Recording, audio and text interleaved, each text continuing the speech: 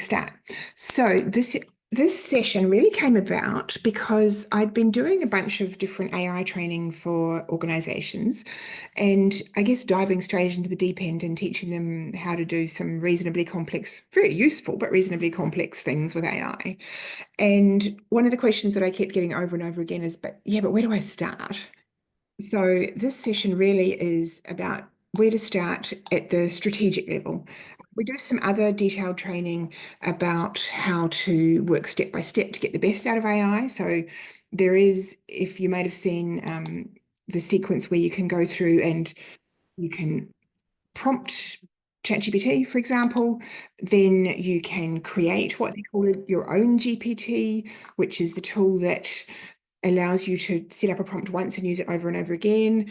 Then you can chain those GPTs together to do a bunch of different things. And then you can build automated workflows where it happens all automatically. So what we're not going to do is go into the depth of how to do that today. We're going to start really at the strategic level of what should the starting point be to even decide where to begin. What would be really helpful to me is, I know there's a few familiar faces here, thank you, hello, is if you would hop into the chat and just tell me a bit about your level of experience with AI already. So if we say number one is, I've no idea, I've barely even used even ChatGPT. Number two is I've been using one of the language models like ChatGPT to write some simple documents. Number three is I'm doing a bit more than making documents, I'm using it to help me think. Number four would be you've been using automated workflows that other people have built. And number five would be you've been actually building your own automated workflows. And it is like number zero as well, that you're just here for the stories. If you've got any questions, if you could give me an idea, that would help me pitch this session to make sure it's the right thing for people. Okay, so we've got a bunch of threes. Pretty much everyone's about a three. Awesome. So that's really good. So you have been using it for thinking, not just for writing a document.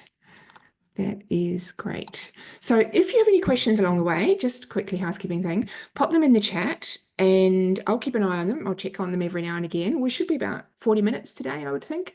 But I'll keep an eye on those questions. If they're questions that I'm answering along the way, I'll hold off on them. If they're questions that need to be answered on the spot, I'll try and answer there and then I'll stick around for a bit at the end if anyone's got any specific questions.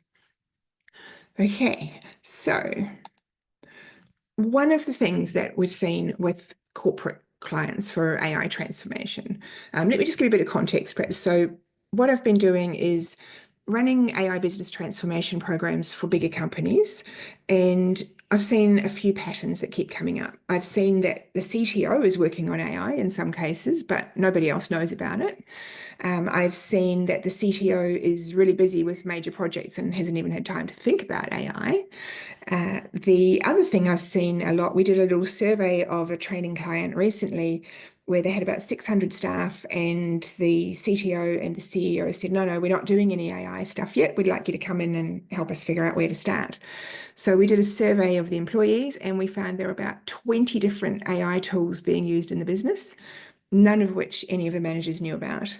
And I think that's probably even more the case with people working from home, is there's why would you not use a tool that's going to make your job easier?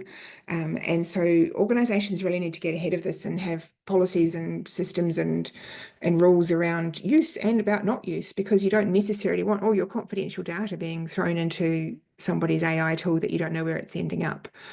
The other thing that I've seen a lot with people when they do decide to adopt AI projects for these sort of medium to larger companies is if it's driven by the technical people, then typically it will be something like, okay, we want to do AI. The first thing we need to do is get all our data cleaned up because, garbage in, garbage out, that's true. So we're going to set up like a data warehouse or a data lake, and we're going to make sure that we've only got one copy of everything and we've got no contradictions in any of our data. And, everything is working, and we know that if we look up data, it's going to be right. Now, I don't know about anybody else, but in my experience, any company that's more than half a dozen people is going to have so many conflicting documents, so much obsolete stuff laying around, so much data that's not necessarily correct. So if you decide that you're going to start your AI transformation with a data warehouse and doing a whole lot of analytics, First of all, it's probably going to be ages, like a year or two before you see any result because you're going to have to clean up the data first and people have got to find time to do that. And second of all, you're not actually upskilling any of your people in that time. So potentially you're going to get left behind by the people that are using these tools. So people run around and they're saying, AI is going to save you lots of time. It's going to slash your costs. People try and do something really complex and they don't necessarily see the results. And what we've been seeing is it's because you're starting in the wrong place. So what we have found is that you really have to start with the humans. That if your AI transformation strategy is driven by your technical people, it's a little bit like, for those of you that are old enough to remember in the maybe 90s, HR was becoming a real thing.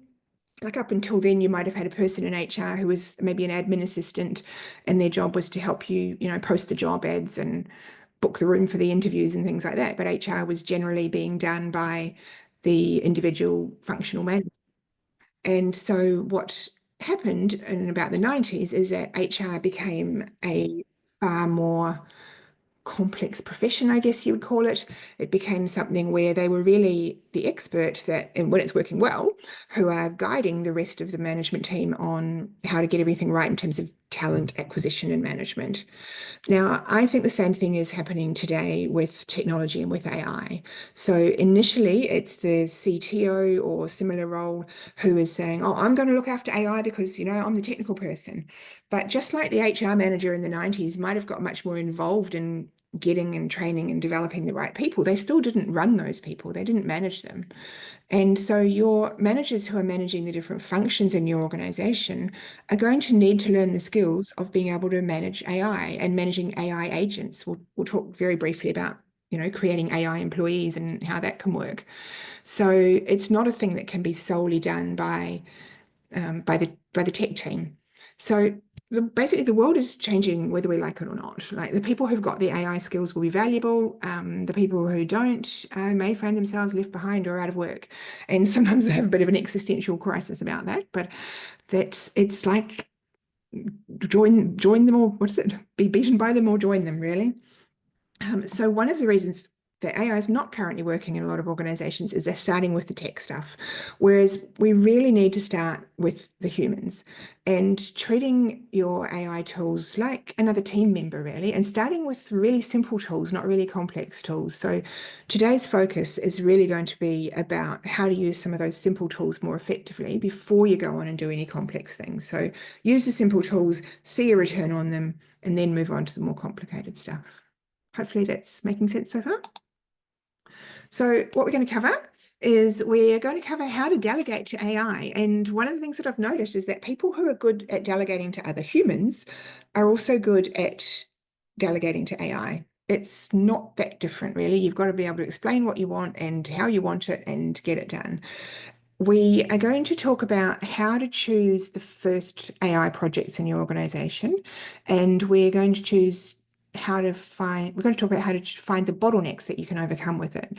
And the focus of this whole session today is about using AI to free up time to do more important work. So let's find the boring basic work that we can hand over to the AI so that the smart people can do the smart work. And if you're not actually using AI to save time, then I think you're probably starting in the wrong place. So a little bit of context of how this session came about. I had been doing a bit of consulting work with some companies where we'd been doing some fairly major AI-based transformations. So one of them is actually currently sitting on just over a quarter of the staff to what they had 5 years ago when we started the project. And initially we started using AI and automation on the sales and marketing side. So we were focusing on growing the business. We grew the business substantially, that then grew the staff, and then we started working on the operations and efficiency side and setting up AI tools and processes and workflows to mean that they didn't need to continue to add people at the rate that we're adding them. I mean, one of their problems is they're in a regional area, they just couldn't find the skilled people that they needed. So I've been doing a bit of that for a few companies. People started asking me to come in and do more consulting. And I realized that there's a couple of flaws with the consulting model. One is we're a bit limited in what we can do, and there are just not enough competent AI consultants out there for the amount of work that there is to do. The other thing is that by using consultants, you are not empowering your people internally. So you are remaining dependent on the outside consultants. They'll come in and build you the tools. Something goes wrong with the tool, they've got to come back in. You've got to pay them to come back in and fix them. You're far better to upskill your own people so that there's somebody in every functional area in your business who really understands the AI tools and can operate them, can adjust them, and can manage them themselves. So we really moved from doing AI consulting to AI training, realizing that you're much, much better to get that capacity in-house. Now, so we started doing AI training. I was really excited, went into these reasonably big corporates and said, okay, I'm going to teach you how to build these multi-step automations and workflows. Let's whip one up today. Because you can, in a day, I was going to say easily, perhaps not easily, quite simply put together a multi-step workflow that will do a job for you. And I'll give you a couple of examples shortly. What was happening is people were getting excited, they were going off and they were starting, and then I would go back a month later and nobody had done anything. They'd just gotten stuck. And so I was trying to understand what I was doing wrong as the trainer in terms of I've shown them all this cool stuff. Why are they not picking it up and running with it straight away? And what I realized is that we were starting too far down the process. We needed to start at the beginning. So it's interesting, like most people here today have said that you're sitting on about that level 3 in terms of AI. So you're not just treating it like a vending machine and getting a document out. You're using it to start doing some thinking. But one of the things we realize when we go in and run AI training inside the organization is that a lot of people don't even know really how to talk to their AI, don't know how to communicate with it, and are not starting with the simple tasks. So once we changed it from how can we implement these amazing systems and teach your people how to put in these complex systems to what's a really simple task that we could get AI to do today, and by the time everyone goes home today, it's taken over that job and it's doing it, that just made such a difference. It gave such a significant difference to the results. So what we realized is that we really need to start with really simple little wins, like turning your meeting notes into slides, which I'll show you how to do that in a moment if anyone would like to see. And because it's about humans, it's about building the confidence that the humans have that they can use the AI. It's probably 50% a technology project and 50% a change management project. So you need to start with things that people can comfortably and confidently do that will work, and get them to implement it and see them grow in their confidence. I will show you in a moment, I will show you a couple of specific examples of what I'm talking about there. But just to give you some overview, really easy things that people can do really simply that will save time and money. You can take meeting notes and turn them straight into a presentation. I'll show you. Well, this presentation I'm doing now, I wrote some notes, did a voice note basically into ChatGPT, said it helped me put this together, and then threw those notes into a tool which turned them into these slides. And I'll show you that tool if you haven't seen it before. So the conversion of my random ramblings into slides was probably 15 minutes from start to finish, a bit quicker than the way we used to make slides in the old days. Another really simple thing that people can do that can speed up the projects for them is getting really complex reports and extracting information from it without having to read the whole thing. I'll show you an example of that in a moment. Another one is strategic planning. I'll show you a good strategic planning example in a minute. And then, of course, just freeing up those routine tasks so people can do more high value work. So we will come back to those. I'll show you some specific examples, but I just want to give you a bit more of the context. So the process that we came up with that really works, and this is something that I would really encourage you to do, whether you're getting us to help you, whether you're doing it yourself, is basically work through these 4 steps in this order. And it is really important that you do them in this order. And I know that because we've tried to do them in other orders. So step 1 is teaching people how to talk to AI, how to learn the language. And I'll show you in a moment what I mean by that in terms of how you structure, how you communicate with it, how to write a prompt, how to a lot of people will ask ChatGPT for something, it won't produce quite what they want, and then they'll be like, oh, that didn't work, it's dumb. And it's like, oh yeah, or maybe you could have asked it a different way. So ideally, you want all of your people to be able to speak the language of AI and to understand why, if you're asking it for something, you don't get necessarily what you're asking. What are you asking that's not wording it right or whatever? So step 1 is about learning the language. Then the next step that we really encourage people to do is work out which of those jobs that you can use AI to do immediately, that you can do in a day or less, that are going to make a significant difference. So things that you could take this, put it into AI, and it's going to save a day a week for each person in terms of their work, for example.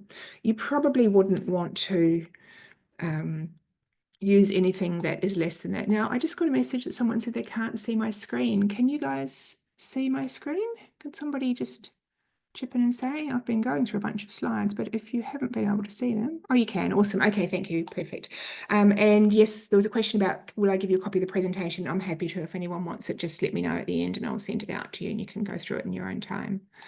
Okay, so highest impact opportunities. Now, I've got a slide later which will talk to you about how to identify those, but basically you're looking for the low-hanging fruit, which is going to save you a lot of time, is going to be really easy and simple to do, and it's got to be something that your people are happy to give to the AI to do. So if you're taking somebody's favorite job off them and you're giving it to AI, you're going to get some pushback. If you're taking their least favorite job and saying, would you like a really clever robot to do this and you don't have to do this anymore and you can go and do this other thing, you're going to have much more chance of managing the AI change process. So start with those really small projects that are going to give you small wins. And then once you've got that and once people have bought into the process and they can see the value of it, then you can move on to more complex tasks that may not work first pop. But, you know, you'd probably, if those of you that are in Queensland would remember some years ago, the Queensland government got a new payroll system put in. They spent like 400 million in about 3 years to set it up. And it was a dismal failure. Half the people that were getting paid double and the other half weren't getting paid. So it was a really high risk, high stakes IT project and heads rolled when it didn't work. You don't want that sort of project for your first AI. You want something really small, like let's do our management reports in a different way that is going to work, that's not going to destroy your business if it doesn't work, and something that people will be able to see the value of and believe in. Don't start with the big hard stuff. I think I've said that about 5 times now. Typically, this is what we're finding with people using it effectively. If using AI tools can't save your average office-based person a day a week, then you are missing something significant in what you're doing. And doing small projects, people actually finish them. And they then go on actually much faster to adopt the big projects. So we're seeing significant differences by starting with the really little stuff. And this is what we we're just touching on. So pick a time-consuming task that you do every week or your team does every week that they don't really like doing, that they're happy to get rid of, and that is something that AI could help you do faster or better. Then you need to brief the AI properly, which I'll show you in a moment, and then you can build from that success. So first milestone is stop treating ChatGPT like a vending machine and start treating it like a valued team member. And there's a little model that we've been using. We've actually built a GPT, which is like a saved prompt in ChatGPT, for those people that don't know that. We have built a GPT to turn our garbled instructions to it into a really well-structured prompt. So anytime I jump into ChatGPT and I go, boy, can you do this for me? It figures out what I'm asking. It goes through and picks out, okay, who am I supposed to be in this conversation? This is the GPT deciding, not me. What exactly do you want me to do? What output do you want me to produce? And what is the context of this? And if I don't tell it any of those things, it'll come back to me and it'll ask, and it'll go, yeah, that's fine. What do you want the output to be?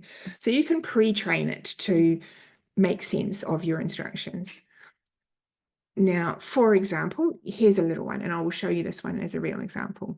So you might have a 74-page report. We had a report the other day that we came across, and it was some really complex report about government procurement and the impact of AI on government procurement. Now, I didn't really fancy reading a 74-page report about the impact of AI on government procurement. So what I did is I jumped into ChatGPT, and let me show you what I did. This over so you can see the screen. And I'll just let in a couple of extra people. And so what I did is again, like you're saying, I've pre-trained it to the prompt, but I downloaded this document called Artificial Intelligence in Government Procurement White Paper. It's really dry and really boring. And just said, okay, what opportunities are there for suppliers to government based on the content of this report? So it knows that it's the training manager, it knows it's got to read the report, it knows it's got to come up with some ideas. And so it's gone through and it said, okay, government agencies are looking to adopt AI. Can everybody see my ChatGPT on that screen? Hopefully you can. And it's done a quick summary of this is what supply solutions are, and you could go in and you could offer them AI solutions like training for procurement functions. You could go in and do advisory service for AI integration and procurement, and there's also some room for some data quality services as well. So it's basically then come up with some specific niche cases of things we could perhaps offer to government procurement teams, so little AI-driven negotiation assistance or auditing tools, things like that. So it's basically come up with a table saying, based on this report, here's a summary, here's the opportunities for your business. So we are now going to go back to these government departments and go, hey, this is the bit that we can help with. Would you like some of these training workshops because you've just identified that you've got a gap? So pretty much any complex document, you can give it and ask it what you want it to pull out for you in the way that you want it pulled out. The other thing I've been using it for is if I've been a bit lazy to read a book. So there was a book I was starting to read the other day, and it had a model on some marketing strategies, how to put together some marketing. And I was like, I don't want to read this whole book. I just want to know the punchline. And so I went into ChatGPT and said, are you familiar with this book by this author? And it said yes. And I said, great. Can you go through and create me a prompt to actually work me through the exercises in the book? So at the end of it, I can come out with the pieces of work that it talks about creating. So it made me a prompt. I then fed it into my GPT to say, turn this prompt into something that's easy to use with a form attached to it and work through. So the whole process took me about an hour instead of a week that it would have if I'd done it any other way. So let me show you another example. This one is interesting. So we are going to do some research. So one of the things that, even if you've got quite good at using ChatGPT, a lot of people have got good at using it to write things and good at using it to critique what you've written, but you can actually send it off on its own to do a whole bunch of useful work for you without you having to provide it with much at all. So you're probably familiar with this deep research button here on ChatGPT. Let me just open this up a bit bigger. I don't want to take up the whole screen because I don't want to lose my slides underneath it, and that will do. So what I did is, and I have been doing this with clients in our management workshops, is we had one recently where the sales manager was trying to work out how to get into another market. They'd spent a couple of days strategizing. He was a bit cynical about whether AI was going to do anything useful for him. So I asked him a few questions about the business and what markets they were trying to get into, put it into my business strategy prompt, switched on the deep research button, and it came back with a really astonishingly good report. He was quite blown away. So I picked this one because these guys are not a client of us. So I basically said, I want you to do the research into Pet Barn, and are there any opportunities for a competitor in this market? So Pet Barn is a very good company and very hard to compete with. So I thought that would be an interesting one to challenge it to see what it could do. So I've got the back end prompting in mind set up that it knows to come back and ask me some questions if I haven't given it what it needs. So it's come back and asked for clarification. Like, are you looking for what sort of gaps? Product range, digital marketing, loyalty programs, what? And then it said, tell me more about who the competitor is. Are you going to be an online pet supply business? Are you going to be a full service competitor? Are you just looking for a niche? And do you want to be Australia or global? And so I basically come back and go on anything really. I'm just looking for any gaps in the pet business where there's a market opportunity. Would like to look at a full service competitor, but a niche if that's all we've got. So anyway, it took 6 minutes, which is a long time in AI time. And while it's working, I don't know if you've used deep research before, but you can see what it's doing, what it's looking up, how it's thinking. So what deep research can do that other parts of ChatGPT haven't been doing is it combines research and reasoning, and it does them one after the other in a continuous loop, what they call chain of thought. So it went away and it did some Googling, and then it came back and it thought for a while and it said, actually, that hasn't found what I need. I'm going to go and look at this other site to try and find what I can. Now I'm going to go through the Pet Barn website. Now I'm going to go away and do a bit more research and do some searching and find out who the other businesses are overseas that do the same thing. So you could watch it working, going backwards and forwards, doing its thinking. So it said, okay, I'll do this analysis and I'll identify it. Went away and did it for 6 minutes, and it did 20 looked at 20 different sources, and it did 83 different searches in that 6 minutes, and the references are at the end. And then it's produced this report for us. So it's done Pet Barn versus global leaders. It's come up with a bit of a summary, and it's initially started off by saying, okay, this is what Pet Barn does, and this is what It's big pictures, so it's part of the Green Cross group. Does dog washing, all sorts of things. It's pretty much a copy of Pets at Home in the UK, which does the same thing, vets and grooming and supplies. So it's then gone through and looked at all the other businesses around the world that do similar things and said, Petbarn is competitive here. It doesn't have much in the way of exclusive or private label products, which some people are doing. And then it's gone through, I won't make you read the whole report, but it's gone through and looked at Petbarn's strengths and weaknesses in each aspect of its business. So it said it's got an omni-channel strategy, it's got 230 stores, plus it's got websites, compared it to the global ones and does a bit of an assessment. Then it looks at Petbarn's customer experience and service model, and then looks at global comparisons and assessments. And one of the things it points out that where Petbarn, it has, professional service, but it doesn't do the highly empathetic personal service that organizations like Chewy do. So Chewy, if your dog dies, they send you flowers and a handwritten card or whatever, or do portrait paintings, all sorts of things. So they also do proactive urgent pharmacy refills if you need them at the last minute. So that what they're calling deeply personal care is something that Petbarn is not doing. So there's potentially a gap there that another competitor could slide into. It then goes through and does the assessment, says Petbarn's got solid customer service, but it hasn't got exceptional customer service. Sorry if there's anyone from Petbarn listening.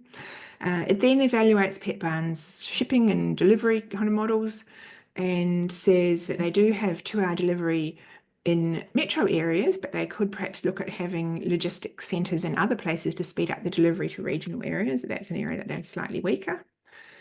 Goes through the loyalty and membership programs, compares them to other ones, and says one of the things they don't have is like a combined membership program for vet and the retail. So you might sign up for something where you get one vet checkup a year and your worming tablets and discounts on your food or something. So it goes through and it's looking at, what's missing there.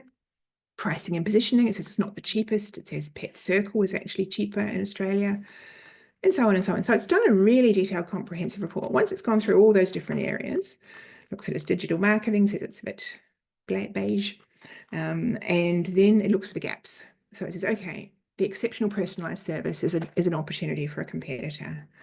The price leadership is an opportunity for a competitor, which Pet Circle is doing quite well as just an online business. The digital content is solid, but it doesn't really have like rich community generated content, like people sharing videos of their dogs doing silly things or whatever. It doesn't have that integrated membership. Technology is pretty basic still. It doesn't really cater to special niches like reptiles or something. There's an opportunity possibly there. And then it comes up with, okay, these are the specific things that competitors could do to try and compete in the Petbarn market. And conclusion, and at the very end, we've got a list of all the sources.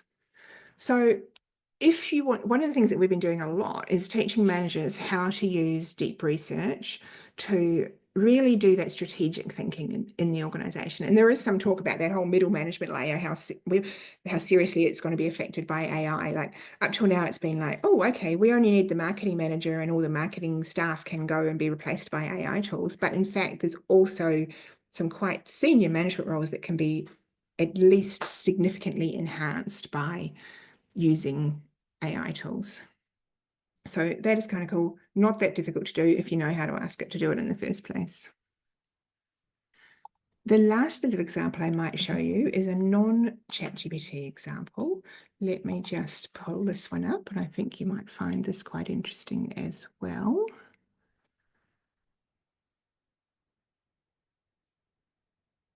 Actually, I don't need to because we've got a real life. So basically, this whole slideshow that we're doing here, as I said earlier, is just something where I've dropped a Google document into a tool. So let me pull up the tool though and show you what it is, just in case you ever want to use it.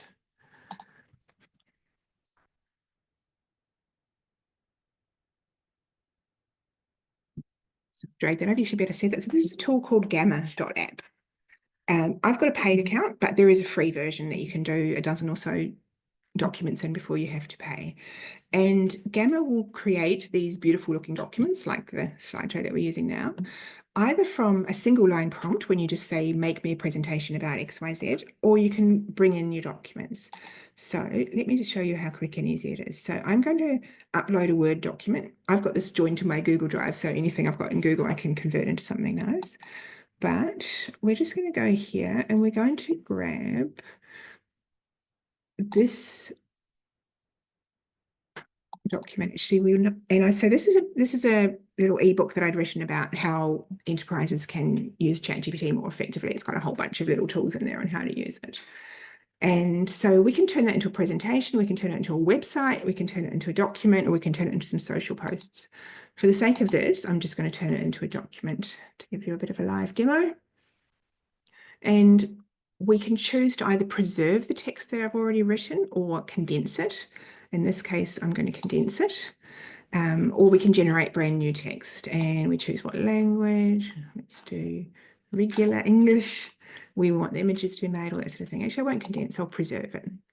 And then I can say how many pages I want. So that's what cards are. So I'm just saying 8 pages. I'm going to say for the sake of this, I can do 20 pages as my 14 will do. So it's now taken my document, you can see here on the right, and it's divided it up into the pages. Or we can we can manually do that if we want to split it in a particular way. So here are some of the tools that I've come up with for this. So let's continue. And then we choose our theme. Because I have a paid account, I've set up a custom theme for our organization, but you can use many of their standard themes. And then we just go generate. And we give it a moment. And it's going to take, so that document I've given it is a little ebook that's got like 31 ways to use ChatGPT in an enterprise. And by the way, if anyone wants it, let me know, I'll send you a copy of it. And then it's taken that and it's now turning it into something that looks a bit nicer than just my Google Doc. So it's taking the introduction that I'd written. And I'm going, because I'm only doing 8 pages, it's got the first 4 pages are basically introduction. And then from here on, it's got some examples of how to actually apply it. Give it a moment to finish its 8th page, and then we'll go back and I'll show you.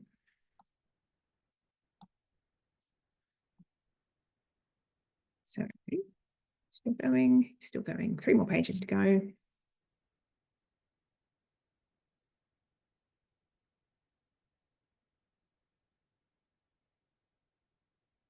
And once it's made, you can go in and edit it. You can edit the words, you can edit the pictures, you can insert pages, you can add more pages at the end, you can do whatever you like to it. That's nearly there. How many pages are we up to? We're up to page 11, 14. Okay, here we go.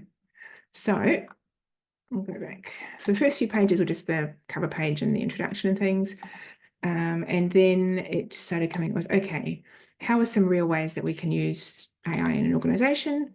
One of the things that we can do is we can create an AI-driven knowledge base where you can take all your PDFs, your SharePoint and things like that, feed it all into a knowledge base, and then build a chatbot over the top to ask a question. So it's turned that tip into a couple of pages.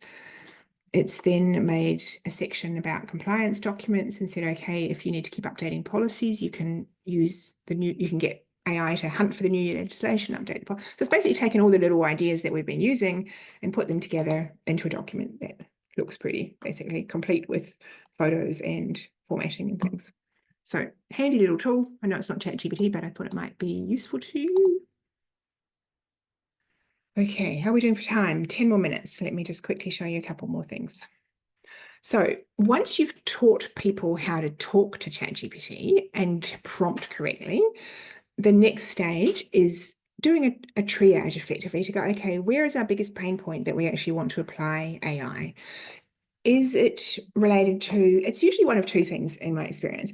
It's either you want to earn more money or you want to spend less money, in a nutshell.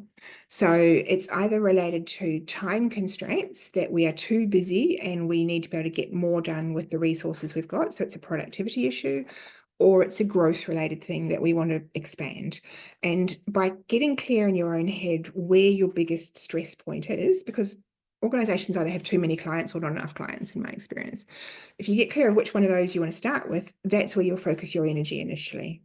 either on using AI tools to grow your business or on using AI tools to streamline things so that your existing people can do more work. And where are most of your resources being used, and who's it affecting? Is it customer-facing issues? Is it staff-facing things? Is it your admin team? Where is it your relationships with government departments? Like, where is the place where you could actually make things much simpler? So let me give you a couple of examples of things that some of the people that we've done training with have built recently that have either made them money or saved them money. So one of them was we were working with a company who are engineering firm, most of their business is tradies. And one of the things that we hear and over from those kind of businesses, oh, we can't really use AI. Like AI can't go and operate the machines. And it's like, no, but you've probably got a lot of administration processes that are taking up the time of your tradies. And if you could free up your tradies, you could get more actual work done because, as we know, one of the biggest challenges at the moment is finding more skilled technical people. So this company had a couple of people that had been pulled off the tools to do follow-ups for services for the machine. They were selling machinery to clients, and every 3 months it's supposed to be serviced. And they pulled these traders off to go, your job is to chase these people up and do this servicing. What was happening is they didn't like doing it, and they would go back and do actual hands-on work because there was too much work to do anyway. So what they ended up using was some AI tools to build themselves a little workflow that automatically tracks the calendar, sees when someone notices when there's been a purchase of machinery, looks at what the machinery is, looks at the service recommendations, and then just creates a sequence of reminders to the client. So this is due, here's the calendar link, book it in, and we'll get this service done. So no humans involved in that process at all, increase their revenue significantly without any actual effort required. Another one, similar one, company was struggling to get good salespeople. Their sales team were working on, I guess I'd describe it as like a vertical kind of a model, in that the salespeople were setting the appointments, doing the consulting style sales, and then doing the sales paperwork afterwards. And like most salespeople, they only liked doing that middle part really, but they had to do the whole thing. They were trying to find more salespeople that could do all of those steps. And generally salespeople only want to do one of those steps, not all three. They couldn't find anybody. It's still pretty complex to teach an AI to do that whole job, but what's not complex is teaching an AI to do a piece of that job. So let's use a phone-based AI to do the appointment setting, or let's use a workflow-based AI to write the proposals and draft the emails and things after the meetings. So we were able to work with them to help them build some tools to do the front and the back end of the sales, so the salespeople could then spend more time selling, less time doing all the other stuff. It all worked quite well. Another one, this was a couple of months ago, went to do a training day with the company on how to build workflows using AI tools. There was one of the guys there they're a highly regulated industry. Government's constantly bringing out new policies. Every time something happens and it gets in the news, the government's like, oh, let's make some more rules about this. And so there was one guy whose job it was to keep an eye on a couple of key government websites looking for changes to legislation, and then go through all 300 of their policies and procedures, check whether they still complied with the new legislation, and update them if they didn't. So in the day, he built himself a workflow that basically tracks changes to those government websites, feeds those changes into a knowledge base, which already holds all their current policies and procedures. That knowledge base checks their policies and procedures against the identified updates in the legislation. It then drafts suggested changes to the policies and procedures. Obviously, we don't want the robot running amok and making changes without somebody looking at them. It then emails those suggested changes to the internal stakeholders and says, how do you feel about changing this and this in our policies? Internal stakeholders email it back and go, yes, no, maybe, whatever. It then takes into account their feedback, updates them, and then issues the new policies and procedures. So there is a human in the loop. The human is checking that the policies are things that they're happy to actually implement, but he's saving 4 days a week pretty much that he was spending creating stuff, and now he's just editing stuff, and now he can actually go and do the other useful part of his job that he wasn't really getting time to do. I've got time, I'll tell you one more little example. Another client, you probably have seen that ChatGPT now, you can show it using the video camera. So you can use the ChatGPT app on your phone and switch on the little black button at the bottom to turn on your video camera, and you can walk around and get it to look at things and tell you what's going on. So one of our clients started using it for safety auditing, where they're basically like, what can you see on this job site? And please make me a list of any hazards and risks that you can see that we should be concerned about. They started off doing it initially just with the phone app and ChatGPT, and now they've actually built themselves a little agent that takes the video recording of the whole job site, drops it into the agent, takes a screenshot every 2 seconds of the video, and then goes through and analyzes hazards and risks against their policies and procedures and the legislation, and then gives them a report of this is what we should see. Again, they're still keeping a human in the loop. The human's going through and checking it, but it's way, way faster than the human having to do it from scratch. Now, I've got 4 more minutes. So let me just reinforce what we were talking about before. This whole AI thing is only 50% technology. The other 50% is change management. And your people matter. Like, unless people are going to be involved in supporting, it's not going to work. So the third milestone is to do your first project is, like we said, pick the tasks that people dislike. But there are 2 other criteria that you should consider when you're doing it. Pick something that people want to get rid of, not their favorite job. Pick something that is simple to automate, where the technology is already capable of doing it today. So don't pick something where you're really stretching AI to try and get it to do the job. Pick something that AI can do standing on its head, if that's the thing. And then also look for things that have got good time savings with minimal risk. So I would not suggest that you use AI to do what a journalist did recently, where he built himself an agent to go and check prices on airfares, and it came back to him and asked for his logins to his emails, and then it came back and asked for his credit card details, and he gave it all that stuff. And $15,000 worth of airfare bookings later, he realized that it had actually gone and booked the flights, not just looked at them for him. So yeah, don't do that stuff. Don't do that stuff that's going to break the business. Actually, on that, I've got a question to say, do I know if state and federal government employ or allow the use of ChatGPT or Copilot? We're a bit lacking in policies in government at the moment in this stuff. It seems to be department by department. What we are finding with some of the big organizations that we're working with is that they are being very cautious, understandably, about using those tools, and they are sticking to the enterprise model. So you've got your regular ChatGPT where you send your information off to ChatGPT and it sends you something back, or you have the enterprise one where basically you hold your data, you bring down the model works on your data, and then the model goes home without taking your data with it, in theory. And Copilot also has some quite highly secure data protection provisions in place. You'll see when you look at the different AI tools, I can't think of the name off the top of my head. There's an ISO standard, and there's another standard which is basically the data security standard, that a number of them now are meeting that standard. So yeah, I would be careful, and certainly if you're working for a big organization, I wouldn't just jump in and start using it without checking the policies on it. Okay, last thing. So perfect first projects that I would suggest are use it to summarize documents. Make some templates and use it to make content for you. Feed it what you've already done in the past and say, make me something that looks like this. And it's awesome for creating SOPs, procedures, and documents. So I've literally just walked around with the camera and the voice on the ChatGPT app on my phone and said, tell me what you do, show me what you do. And the person has talked through it and then gone snip, snip, snip, and turned that into a procedure. Easy, done in about 5 seconds flat. So I'll skip that because we are nearly out of time. We are out of time. But yeah, action steps from here: learn the language, learn how to delegate. If you learn how to delegate to humans first, and then you can delegate to robots. Do the triage and deciding where your biggest pain point is. Start with a really simple task, and don't fall into the 3 holes that we keep seeing people fall into, which is make sure you bring your people along. Don't do stuff that's going to make them feel threatened and want to leave, because you might have some idea of replacing your people with robots, but you don't want them to leave while the robots can't do the job at the very least. Be careful about defining the scope of what you're doing as well. Do the really small jobs to start with. Otherwise, people will go, oh, and can we get it to do this? And can we add this? And can we add this? And then you'll never get a result and nobody will be happy with the outcome. And make sure you celebrate the wins, even if the wins are, oh, we tried this and the tool couldn't quite do it. It only did 80% of it. That's still a win. That's 80% more than you were getting before.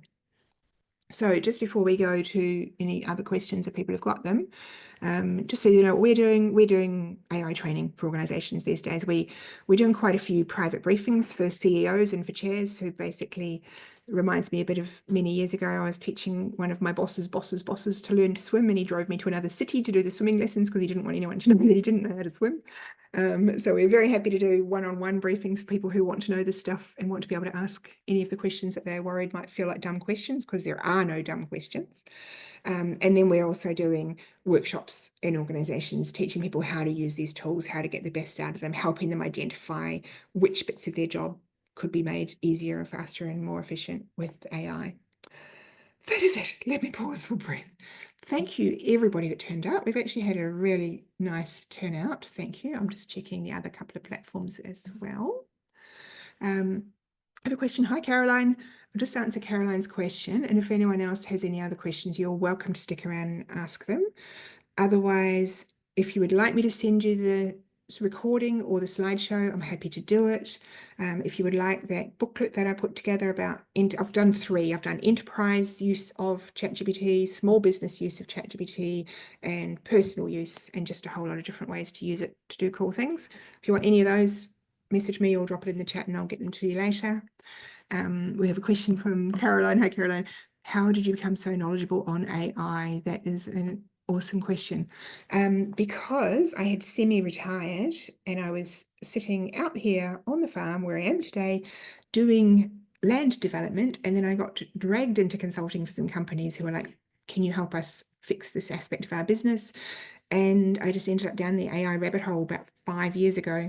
And then ChatGPT came out 2 and a bit years ago. And I just saw the opportunities. There are so many things that businesses can be doing to make business so much easier and more profitable, more effective, and so much stuff that people can be learning to just make their lives easier as well, that I just got really excited about it. So yeah, and then it just grew into a thing where it's like, okay, people need this, let's help them. And we're doing, actually, as well as the corporate training, we're about to launch a social enterprise side of it, where we're going to help people that are out of the workforce who want to get back in for whatever reason, upskill, so that they're not just a bookkeeper, they're a bookkeeper who knows how to use AI, or they're not just a sales administrator, they're a sales administrator who can use AI. So with the idea of making those people extremely employable. Whatever. Thank you. Yes, everybody, very happy to send you the recording and the slideshow. In fact, it might be easier if people who don't want it just tell me that you don't want it, or I'll just send it to everybody and you can delete it if you don't want it. All right, I think we are done. Thank you, everybody. Please, I would really, really appreciate any feedback, what you found useful, what you already knew, any suggestions. If anyone has any ideas of employers or companies that need this stuff, would love to talk to them, would love some referrals. I'm going to keep doing some free training sessions through LinkedIn and Zoom over the next few weeks of all the bits and pieces that I've come up with that people need to know. So please stay in touch with them, and please send me suggestions as well of anything that you would like us to cover in the training sessions. Thank you again. Nice to see you. Talk to you all soon.